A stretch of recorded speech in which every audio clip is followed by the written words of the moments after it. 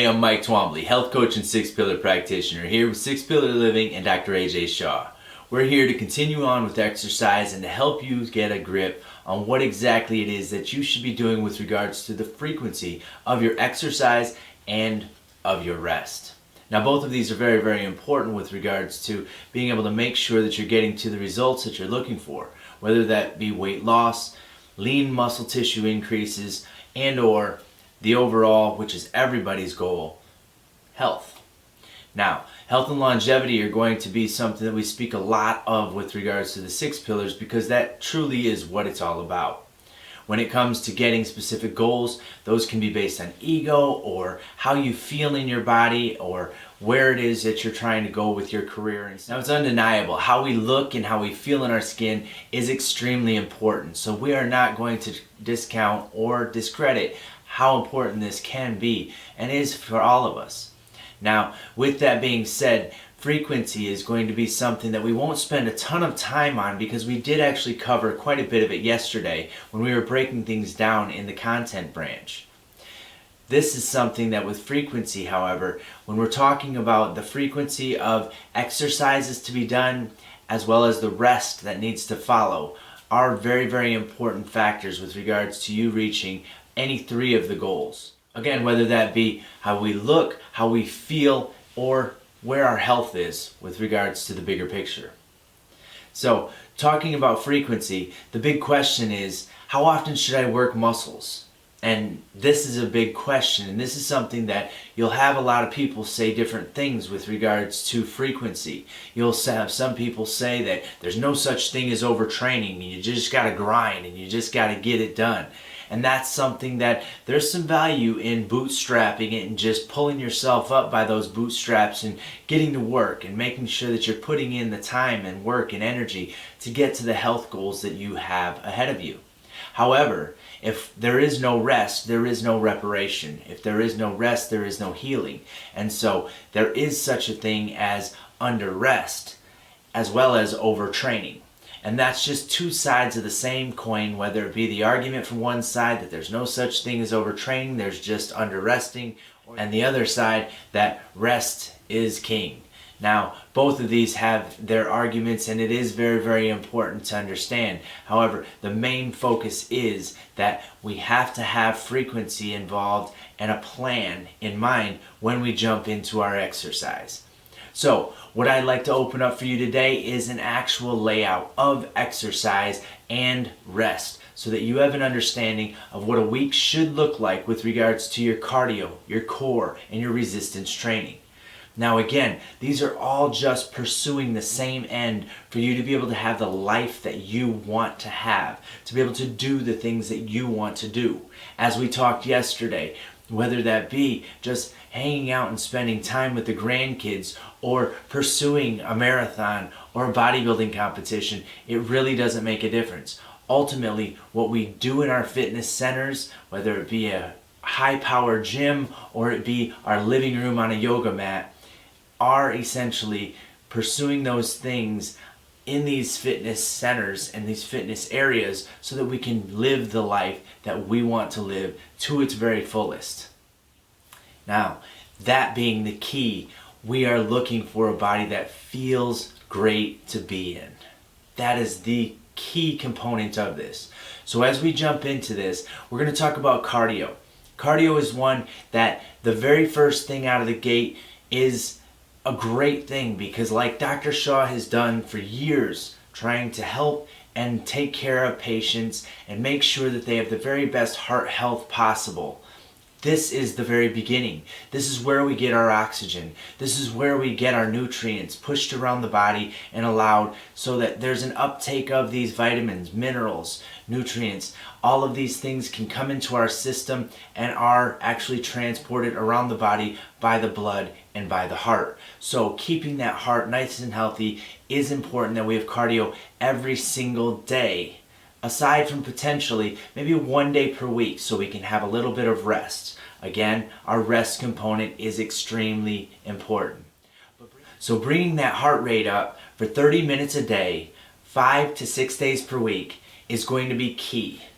Having at least 1 day, potentially 2, of rest every single week is going to be as important, if not even more.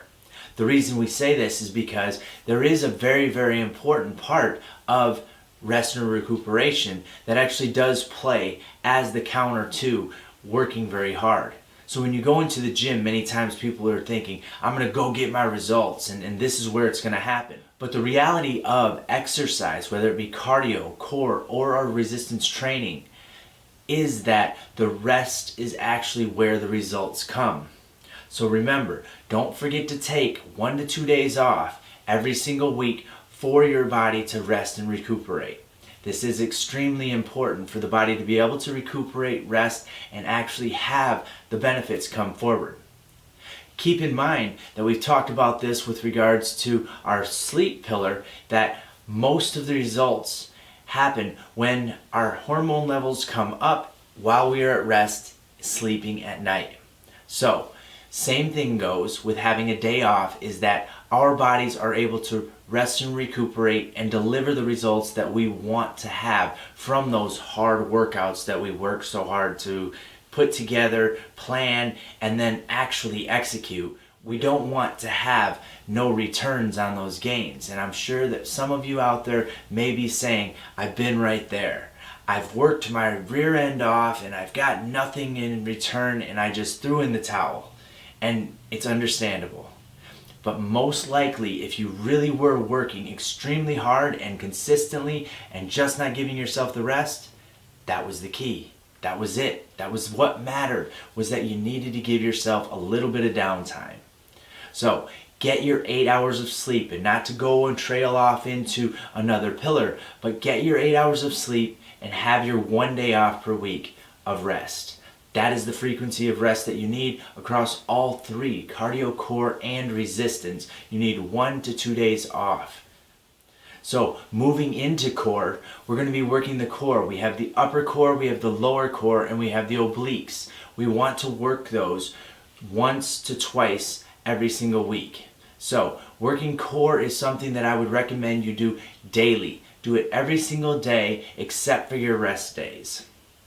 So that could look something like having day 1 of your week be your upper abdomen, day 2 of your week be your lower abdomen, and day 3 working your obliques. Day 4, 5, and 6 just following that same pattern of upper, lower, and obliques. That works really well so that you can get it 1 to 2 days per week, and that frequency is going to be the one that is going to get you the results that you want. Give you a nice chiseled midsection, a nice tight midsection, something that you can really be proud of and feel great in. Also, supporting and providing the ability for that diaphragm to do its job and transport that oxygen all over the body, delivering you the health and vitality that you really are pursuing anyway, is that feeling of just feeling amazing when you wake up in the morning. Oxygen filling the lungs, blood fully oxygenated, and the body delivering the energy for you to sit up out of bed and to feel your best. Now moving forward into the resistance. Resistance is going to be broken down into any number of ways, and you can do this multiple ways, but I'll lay out one way for you. We talked about this a little bit yesterday in the content branch. We're going to talk about this again today, just to kind of give you a nice layout in case you missed us yesterday. So day 1, we're going to start off with chest and triceps. Day 2, we're going to go into back and biceps. And day 3, we're going to go legs and shoulders. And again, we're going to do that again Thursday, Friday, and Saturday, where we're going to go Thursday, chest and tris again, Friday, back and bis again, and Saturday, legs and shoulders. And again, it depends on how many days per week you're going to exercise and how many days per week you're going to do resistance training as to how you pair and put these muscle groups together. But this is an excellent way to get your muscle groups in twice per week and still have Sunday off, or any day you choose really. You can decide which day is your day off and just work these 3 days around. So day 1, 2, 3, and just continuing going back and through this cycle. 1 through 3, 1 through 3, 1 through 3. And if you left off and you missed an extra day, or if you fell off the track and you just, last time I worked my legs and shoulders, you can start right back onto day 1 again. This is a great way to stay on track, Make sure you're working for the symmetry of your body so that all muscle groups are worked evenly and completely. And then moving forward, having again that 1 day of rest to 2 days of rest if you decide to take off a second day and it's still uninterrupted, you're able to go right back to where you left off in that 3-day cycle. So that is frequency. I'm going to keep it short, I'm going to keep it simple so that this is not something that carries you on for too much of your day and you can get to the great day ahead. Dr. Shah and I wish you the very best day ahead, and in planning your exercises and planning your activities that you truly do incorporate a frequency of activity and rest so that you can have the very best life you desire and you deserve. We look forward to serving you, and we will talk to you soon. Have a great day.